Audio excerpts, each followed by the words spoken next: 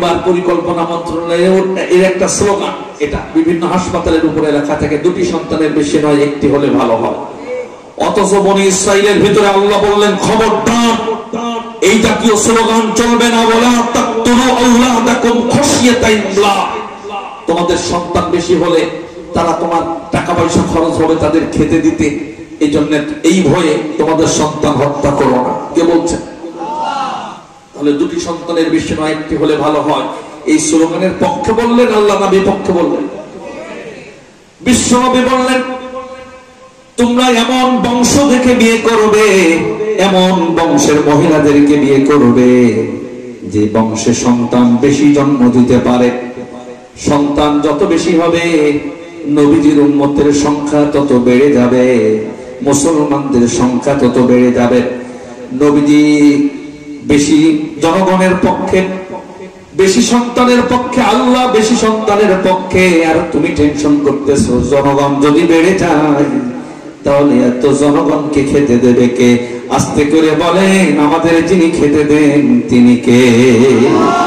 আল্লাহ বললেন, ওয়ামা মিন দাব্বাতিন ফিল আরদি ইল্লা আলাল্লাহি রিজকুহা, পৃথিবীতে বিচরণশীল এমন কোন প্রাণী নাই, এমন কোন জীব নাই, এমন কোন কীট পতঙ্গ নাই যাকে রব্বুল আলামিন খাবারের ব্যবস্থা করেন না। একটা পাখি তো সরকারি চাকরি করে না, একটা পাখি তো চাষাবাদ করে না, মাঠে কোনো জমি নাই।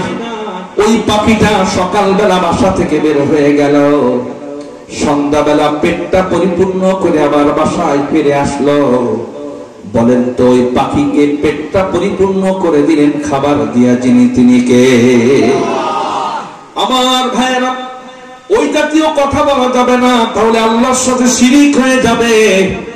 অনেক সময় আমরা শুনতে পাই, অনেক সময় অনেক মানুষ আমরা বলি যে কোনো কিছুকে অশুভ, অলক্ষণ, কুলক্ষণ মনে করি।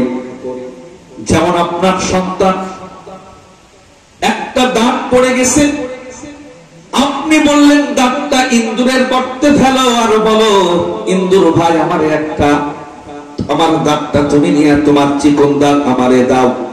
এরকম বলার লোক আছে না?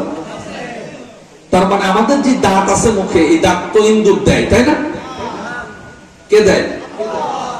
মুরব্বী যারা আছেন, এই যে আমার এক চাচা বসে আছে, 80-90 বছর বয়স, গালে এখনো দাঁত চকচক করছে। এই দাঁত ঝুলে আসে, মনে করেন যে একবার পড়ে গেছে 7 বছরে, তাহলে মনে করেন 73 বছর ধরে এই দাঁত তার গালে ঝুলতেছে। এই দাঁত দিয়ে চাচা কত মুরগির ঠ্যাং চাপিয়েছে, কত গরুর হাড় চাপিয়ে গুঁড়ো গুঁড়ো করে ফেলেছে, কত খাসির মাংস খেয়েছে, আরো কত কি খেয়েছে, তারপরেও দাঁত মুখে ঝুলে আছে। আল্লাহ যদি লোহা দিয়ে দাঁত বানায় ছেড়ে দিত আমাদের জন্য, তাহলে প্রত্যেক বছর বছর দাঁত বাঁধানো লাগতো, কারণ ক্ষয় হয়ে যেত। কিন্তু আল্লাহ এমন পদার্থ দিয়ে দাঁত বানালেন যাতে অনেক দিন সেটা টিকে থাকে। 80 বছর ধরে তার দাঁত ঝুলে আছে, সেটা সেবা দিয়ে যাচ্ছে। এই দাঁত যিনি দিলেন তার কাছে না চাই, যদি আমরা ইন্দুরের কাছে দাঁত চাই, তাহলে ইন্দুরের কাছে যখনই চাইবো আল্লাহ খুশি হবে, তাই আল্লাহ পাক এর ব্যাপারে আয়াত নাযিল করেছেন, আলা ইন্নামা তাইরুহুম ইনদাল্লাহি ওয়ালাকিন্না আকসারহুম লা ইয়ালামুন। জোরে কোন আল্লাহু আকবার, আরো জোরে কোন আল্লাহু আকবার। আল্লাহ পাক বললেন, কোন কিছুকে অশুভ, অলক্ষণ, কুলক্ষণ মনে করা যাবে না। পরীক্ষার দিন সকালবেলা যদি ডিম খায়, ওনাকে পরীক্ষায় ডিম পাবে, এটাও শিরক। অনেকে আমরা বলি মাথায় 2 টিকলে যদি থাকে, বলি 2 বিয়ে করবে। জিহবায় কামড় লেগেছে, অন্য কেউ বদনাম করতেছে। এরপরে শনিবারে বাঁশ কাটা যাবে না, মঙ্গলবারে বিয়ে দেওয়া যাবে না।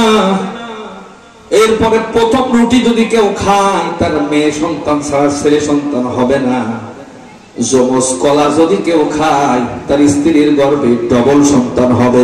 এরকম বিশ্বাস আছে না? নবীজি বললেন, আপনি আর অত শিরকুন,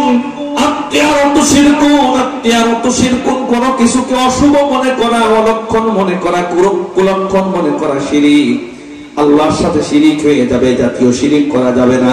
আল্লাহ বললেন ইন্নাশ শিরকা লাযুলমুন আযীম, সবচেয়ে বড় জুলুম হলো আল্লাহর সাথে শিরিক করা। ভাইরা আমার, 1 নাম্বার চলে গেল। বিস্তারিত ব্যাখ্যা ছিল, করতে গেলে দেরি লাগবে।